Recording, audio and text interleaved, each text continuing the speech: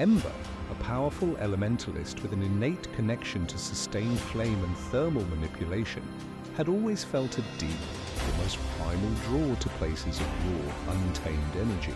Her control over fire was peerless among her peers, but she often felt a loneliness, a lack of a true counterpart to fully express the breadth of her abilities.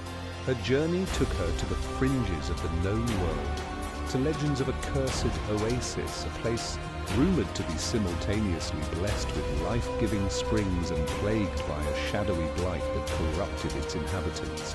It was said that ancient elemental magic lay dormant there, waiting for the right touch to awaken it. Upon arriving, Ember found a desolate landscape once vibrant, now choked by the same creeping shadows she'd encountered before, but far more potent.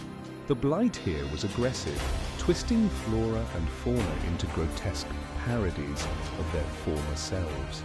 Deep within the heart of the oasis, she discovered a magnificent ancient lion. Its fur matted and dull, its eyes clouded with despair, and its body ravaged by the shadowy corruption. This was Ignis, a guardian spirit of the oasis, imbued with the raw, volatile power of primordial fire, not controlled flame, but the explosive, concussive force of erupting volcanoes and uncontrolled wildfires. He was the heart of the oasis's elemental energy, but the blight had poisoned his essence, slowly extinguishing his inner fire. Ignis was barely alive, his fiery breath just a wisp of smoke. Ember, sensing the immense dying power within him, knew she couldn't let such a magnificent creature succumb. She realized she had the shadow blight was feeding on Ignis' with immense fire. Ember began to channel her own controlled flames, carefully infusing Ignis with her warmth and light. It was a perilous process. The shadow blight fought back fiercely, attempting to corrupt her own powers. But Ember's resolve was unwavering. She focused not on attacking the shadows directly, but on nurturing Ignis's fading life force. As her controlled fire mingled with Ignis's dying essence, something extraordinary happened. Ignis, with a surge of renewed strength, let out a thunderous roar. A roar that wasn't just sound, but a concussive wave of pure raw flame.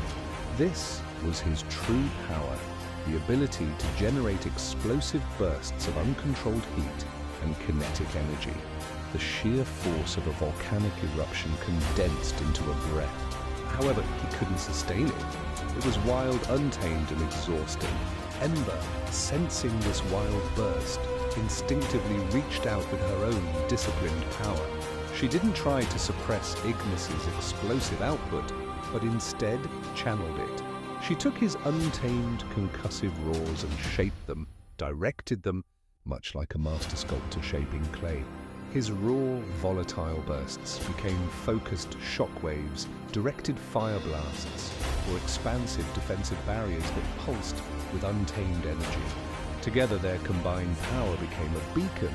Ignis provided the untamed explosive force, the initial, overwhelming surge of power that could shatter obstacles and unleash devastating bursts.